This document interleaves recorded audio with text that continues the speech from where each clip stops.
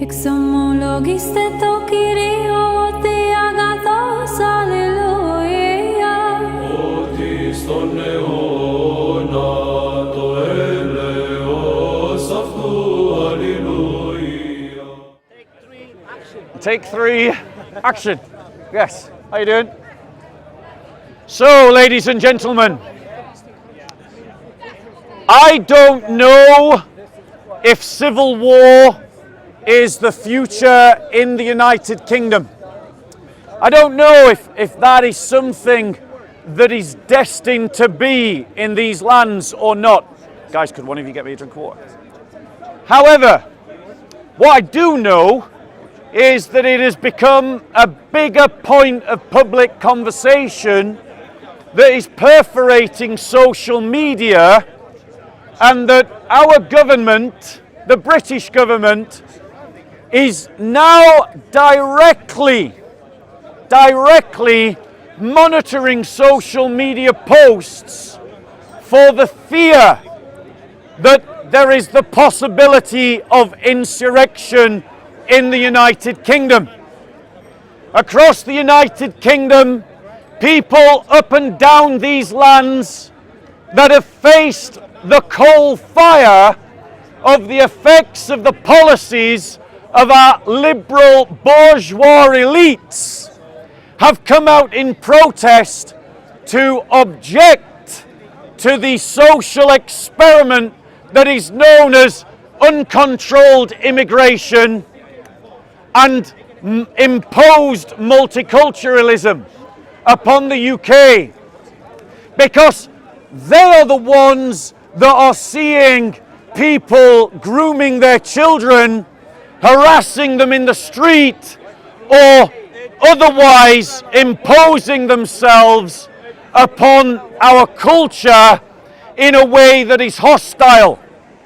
The elites who live in the fancy areas of Kensington and Chelsea and Islington never have to deal with the reality of their social policies.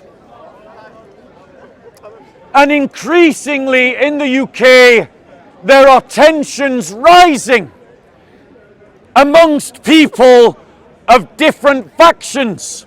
We've seen that the liberal elites have their own political militia that they can bus in to different parts of the UK to stage protests and to antagonise local communities that are trying to raise objection to the forced demographic change upon their local communities. Thank you. And so it seems, and so more people are talking about the possibility of civil war in this country. I don't know how certain that is. If you want my guess for how little it's worth, I would say it's currently at less than 50%. However, I want to say that the church is not ready for what could come down the road at it. The church is not ready because, on the whole, church leadership is incompetent to the task of guiding the Christian community to navigate the rocks that are in the oceans around these lands. Now, ladies and gentlemen, Christians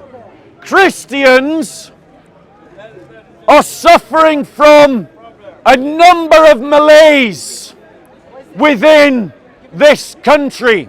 The first is that our leadership are cowardly and conflict averse. They are afraid to stand up for the rights of Christians in the UK. That is why, as our country is taking away the freedom to evangelize or the freedom to criticize Islam, Many of our church leaders are afraid to stand up for the rights of Christians to evangelize or to stand up for persecuted Christians abroad. Because, ladies and gentlemen, to stand up to persecution of Christians abroad results in direct conflict with the liberal establishment and with the Muslim community, something that our leaders in the church are afraid to do. Please move into this space, guys. Please come in. Thank you. Now, ladies and gentlemen, let's be clear. The second problem that we face in the UK is that many of our church leaders are completely unimaginative and unintelligent in the way that they use their resources. Put your hand up if you go to a church that employs full-time a worship leader or a church administrator. Put your hand up if you go to such a church. Right, a sprinkle of you do. How is it that those churches have money for worship leaders and administrators, but they haven't employed church evangelists? I want to tell you, as someone who speaks to many evangelists, all of them are bearing fruit. And they are bearing fruit in a greater number than you are. If you're a Christian, put your hand up if you've led more than one person to the Lord. A sprinkling of you. But if my audience was full of evangelists, nearly all of them would put their hand up. So the church is unimaginative in where it is putting its resources, because it is just imitating church, how church has always been done, rather than asking itself, how should we do church given the current context? When we face a hostile Islamic community that is seeking to capture the councils and the government and the law and the legislature, we do not have the kind of leadership that are encouraging the church to enter into Parliament and to pass laws that will protect and favour the Christian community. But Muslims have people in Parliament arguing that you cannot desecrate the Quran in political protest, or that we should pass Islamophobia laws, or that we should stand with Hamas as Hamas plans and seeks to carry out genocide against our ally Israel. It doesn't, the church leaders are not advocating that Christian politicians speak out for the Christian community in these lands and what are our concerns. Where are the calls for the passing of a Christophobia law to make us equal with Muslims when they get their Islamophobia law, ladies and gentlemen? Furthermore, many of our church leaders have poor analytical skills. They cannot assess the real situation of the church because they only think about every question theologically. They don't look at any problem sociologically, politically, economically, or culturally. And because they analyze every question theologically, they are often poorly equipped to address the issues that we as Christians face every day in our common lives. and they lack the courage to organize us so that we stand up for one another and that we stand in unity together as the Christian people of these islands. Wherever and whenever a Christian is discriminated in their workplace because of their faith, the Christians of that city should be protesting outside of that place of work and demanding restorative justice for the Christian that has been discriminated against. Whenever the police, who are little more these days than the political militia of the left-wing establishment, persecute Christians on our streets, we Christians should be finding ways to hold the individual officers and the particular constabularies to account for their discriminatory policing against Christians. Ladies and gentlemen, but our leaders fail to unite us because they are scared that if we work together, that they might lose some of you to a different congregation. They are scared to put onto the back burner minor, secondary differences for the greater good that we Christians should unite around.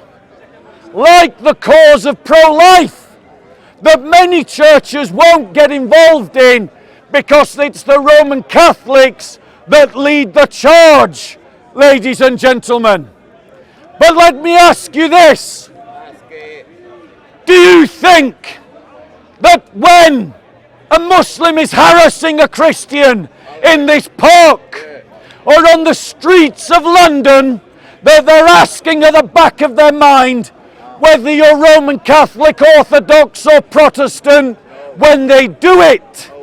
All they see is a Christian that they want to oppress, ladies and gentlemen.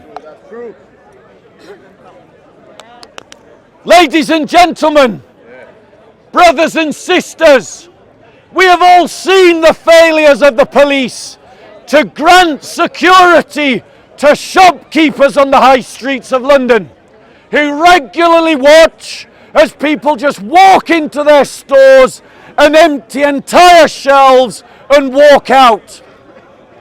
We can see from social media how knife crime is widespread, and the police seem incapable of doing anything about it. I want to ask you to move in, guys. Move in. Now, ladies and gentlemen, let's be clear. Our church leaders should organize the Christian community in consolidated blocks, geographically organized, where we can guarantee our own security, like the Jewish community does in Golders Green, or like the Muslim community does in Tower Hamlets. We are too spread out to be an effective community as Christians. Furthermore, if you are a Christian, when was the last time you heard your teacher teaching you how to evangelize the Muslim community, or anyone with polemics or apologetics? Put your hand up. None of you bore 1, 2.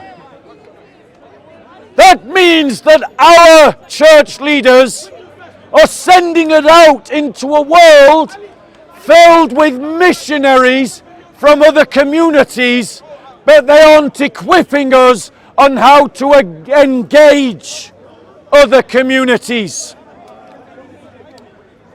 We must learn in our churches how to defend our community intellectually, emotionally, physically, and organizationally. But when was the last time any church leader spoke like that to you? Why?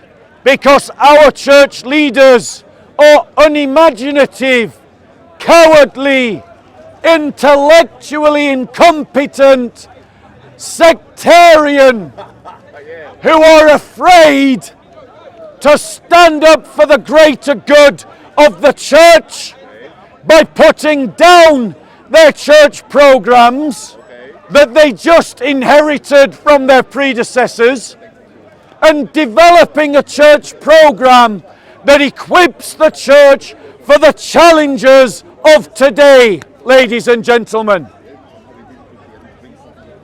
I want to say to you this very clear message, that if a civil war is coming to the United Kingdom, that the church is not ready, and that if a civil war is coming to the United Kingdom, then the church must organize and prepare itself for that eventuality, because you should prepare for the worst and hope for the best.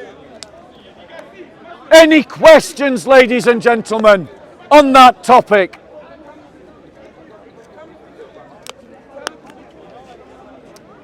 Going once, Gomro. Isn't it very likely that most of our church leaders are demonically possessed? No, I do not believe that most of our leaders are demonically possessed. I believe that they are sincerely, they fall into 5 categories. Those that are wolves in sheep's clothing, that are in the church really because they're missionaries of other philosophies, ideologies or religions. 2, that they are cowards, moral cowards, who daren't stand up for what is right because they live comfortable lives and they are frightened of losing their comforts. 3, because they are unimaginative and all they do is just copy what everybody else is doing, and they can't think creatively about the challenges that face the church. 4, that they are the kind of people who know what's right and wrong, but they are too obedient to bad leaders. And 5, in the minority, are competent church leaders who are doing a good job. And those are the church leaders that we should rally around. Those are the church leaders that we should move towards geographically and spiritually. Those are the church leaders that we should fund. By rallying around the best church leaders, we make the church stronger. Any other questions on the topic? Go on. So if you were able to sit like the church leaders down, how would you teach them to evangelize like other things? So, ladies and gentlemen, I want to say to you that the solution to the problems that we face as Christians is not just about more evangelism. But evangelism is certainly part of it. But we need, firstly, to convince a lot of church leaders that they should do evangelism at all. Because lots of church leaders are evangelism averse. But when we do get them to do evangelism, we need to get them to be doing evangelism on social media and on the street. Alpha courses are good. Christianity Explored courses are good, but they're only part of a healthy evangelism in the church. What needs to happen in our churches is that we learn to go out and engage people in discussion. Don't preach at people. Don't sing at people. Don't confuse praying for people with evangelism. No, go out and engage people in conversation. Find ways to get the conversations going and learn to sell your faith on any particular point that they want to talk about, demonstrating the wisdom of the power of the wisdom and the power of God in your speech, salted with grace, so that it wins souls to learn and to draw closer to Jesus. Any other questions on the topic?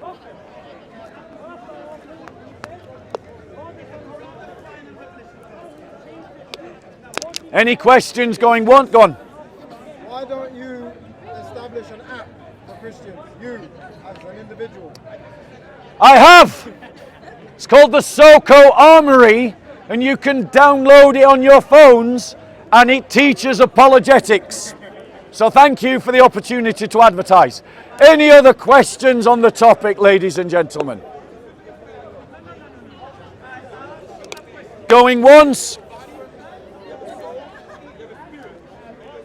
Going twice? The so-called armory. SOCO Armory. SOCO, and then Armory as you would spell it.